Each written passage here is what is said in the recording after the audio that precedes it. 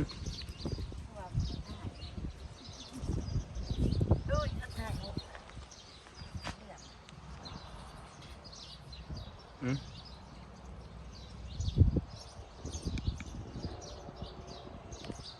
ได้แล้ว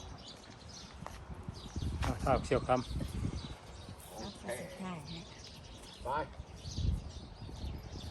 ไปถ่ายส่งถ่ายเพราะเจ้าก็จะไปซื้อก็จะให้มันอยู่ใกล้อยู่ไกลกันนี่นี่ไกลถ่ายเอาบนไกลอันนั้นน้ำโค้งประเทศไทยไปอุดท้ายเข้าบ้านนึงนะก็จะเข้าไปอยู่ในไปไหมเสียถ่ายเพราะปดแล้วไปจะไปย่างข้าวเลยเอาขึ้นไปเพียงพอให้ขึ้นมันขึ้นหดฝุ่นแล้วได้แล้ว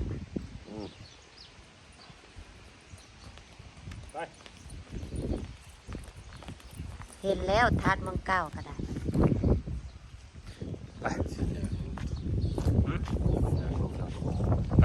ไปที่ผมไป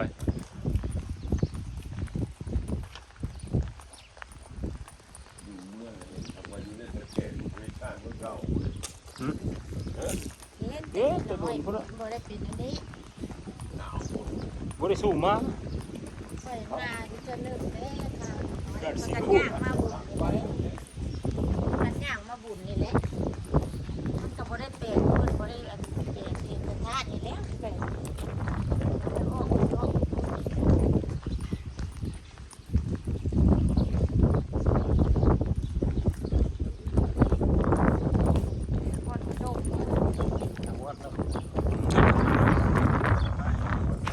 ทีนี้มันจะ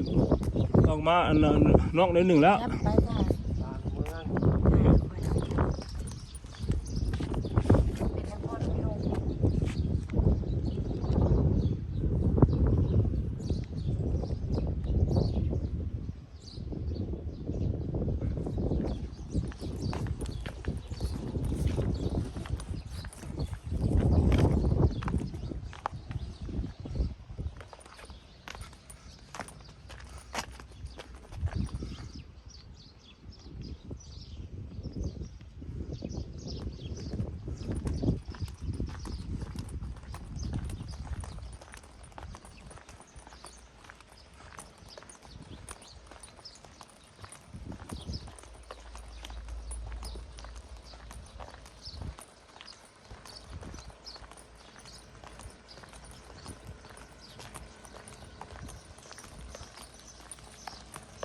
โอ้เม็ดเข้าเจ้าว่า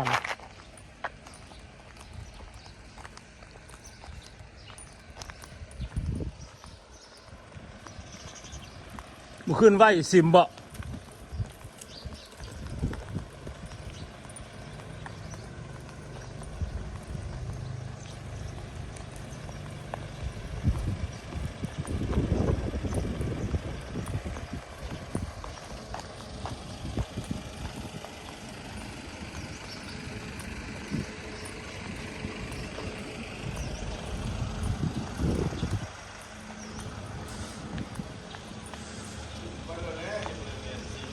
ฮะ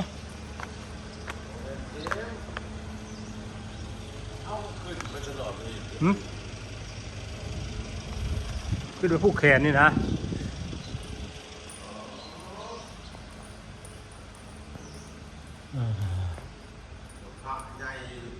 โอ้โหพระใหญ่สิ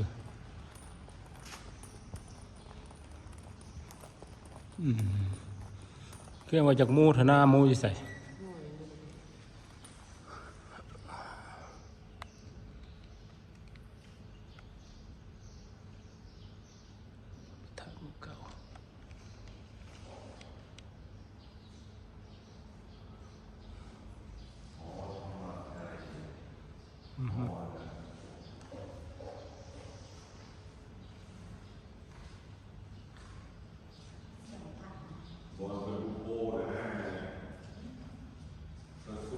อาจับเลยเสียงพระ จะผูกแขน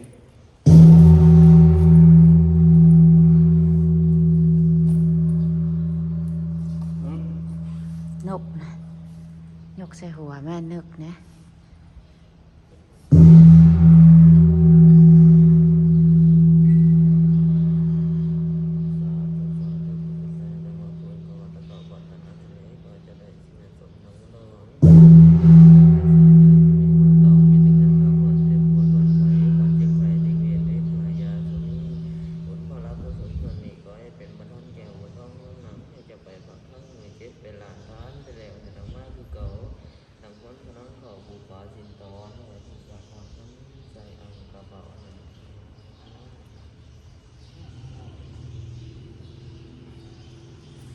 จับไปแล้วนี่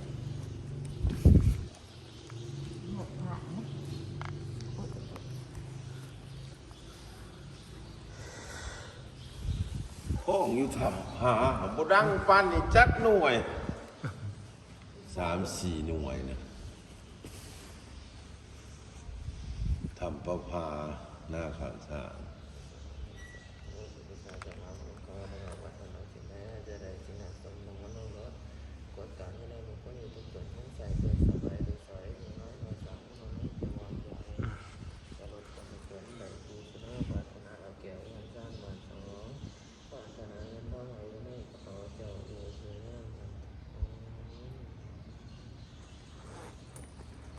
ประตูเลยอยู่นี่เพราะเจ้า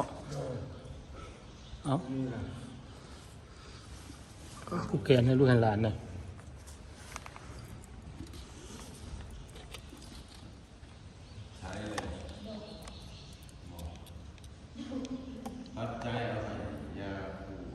ให้แล้วเด้สี่จะครูเนาะที่กรรมฐานเนาะ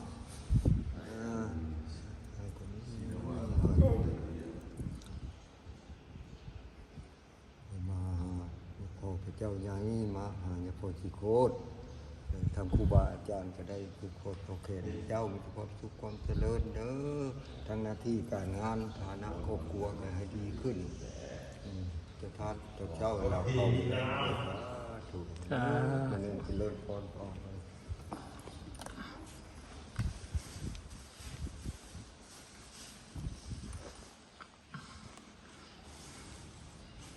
ใส่คอ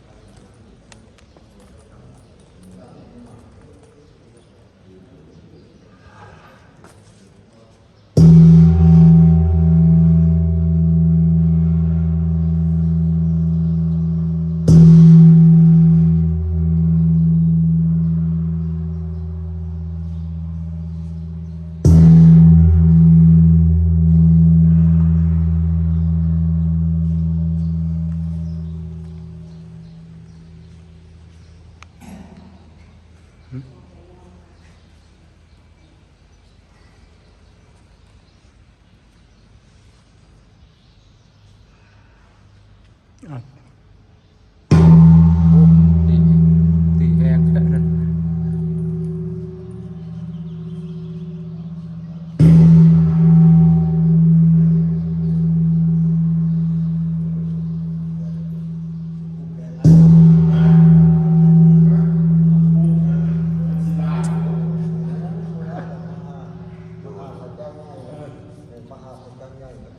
พ่อพระแม่เนาะพ่อแม่น้อยสูญเสียหมดแล้วสูญเสียก็ยังเป็นมีชีวิตนี่แหละเป็นพ่อเป็นแม่รักใกล้ๆเลยพ่อรักไปอีก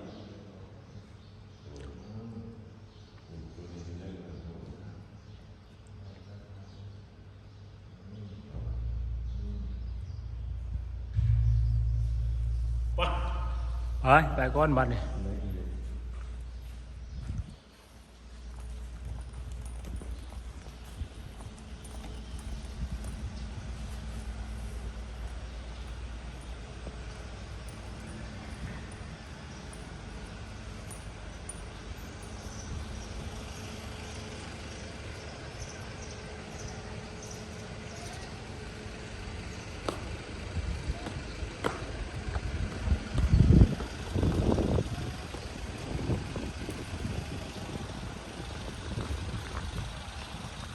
างร้านเนี่ยไปชายโหอยู่ปืนอเมริกาคนนี้อยู่บันดมลองเส้นที่หนึ่งเก้า พักอ่อนเนาะ ท่านได้ถ่ายอยู่มีรถตั้งรถซ่านะ อยู่เท่าไร เด้ในหัวนี่ โอ้ ในที่ถอยรถลงไปทางกันเลยขึ้น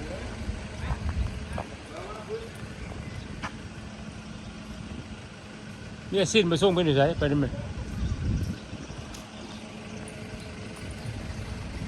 บ่ายก่อนมาเท่านี้เนาะ